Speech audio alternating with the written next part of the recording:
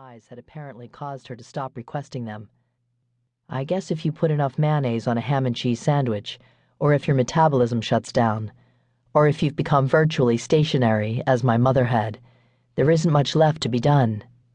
You're going to die sooner rather than later. In my mind, I was a son, granting my mother the only bit of autonomy and control left to her. She still had the right to make the decision she could. I was not her jailer. It was not my place to dictate to her, or anyone else's province for that matter. Maybe we should put pizza delivery workers on trial, or slap fines on those who work at drive-through windows if they fill the orders of people weighing over a societally prescribed amount. These hard memories and agonizing frustrations filtered through my mind as I neared the end of my long walk down the hall. So with my mind doing its best not to think of any of it and realizing that I hadn't sprouted wings to take flight, I stopped at the last door on the right and turned the knob. Chris Makin, October 22nd, 2008. Preface. A view from the crow's nest. My turn.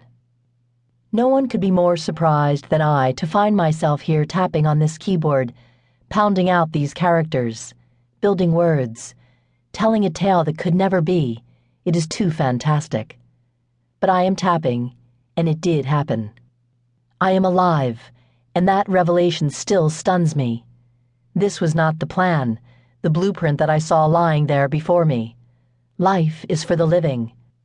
I was not alive, only went through the motions, and even those were streamlined to the very barest function necessary to keep my heart pumping and lungs filling in a heavily encumbered chest. My vacant eyes were still activated, watching all that bustled about me, all I had no part in. I marked time, waiting for the end. My death would come either slowly, incrementally, a wasting sort of degeneration, or in a swift manner, suddenly, taking me away in one fell swoop and releasing my misused body, my brain's unspent currency and saddened spirit. My incarceration crept up on me over years, built not in a day, but in millions of moments, one upon the next, as if each were a single brick in some ominous structure of my own design. In every moment, I pressed firmly down each sturdy rectangle, applying a liberal layer of the mortar of worthlessness, then another and another heaped upon the last, till the walls of my prison were erected solidly around me. I was a fine mason. There were no gaps between bricks, no air pockets in which to find a fissure, some defect that could later be exploited, tearing down my encasement and letting daylight shine upon my prisoner's face. There would be no escaping this mind-numbing cell. Yet this is the story of one woman's unlikely prison break. There alone in my confinement, I felt helpless to find a way outside. My liberation would come from the most unexpected source, and in my wildest imaginings, I never contemplated its arrival. I had resigned myself to this life sentence, although that was surely a misnomer. For truly, it was a death sentence I faced, and I ought to know.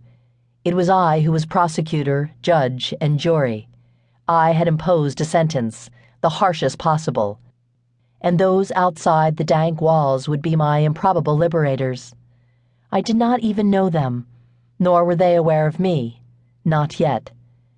Let me take you back to when it all began. Pansies' petals, violet, yellow, cannot stand fierce rainstorms bellow, but mist's touch makes flowers flourish, with its tender, gentle nourish. Nancy. Chapter 1. Puget Sound, Relative Calm. When I think of happy, carefree times, my mind invariably returns to early childhood. Perhaps that's why I'm still so drawn to the ocean, fine mist, pine trees and snow-covered mountain peaks. My memory takes me traveling back inside the enormous Pike Place Market on Seattle's waterfront, where Mom would sometimes take me along on Saturday morning shopping trips, or on an outing to the Sunbeam Bakery Company to buy our large family's bi-monthly supply of bread. She'd buy it by the pallet to freeze. I'd run out our front door on Kinnear Place before school many mornings to greet Al, the produce man, who traveled through Seattle's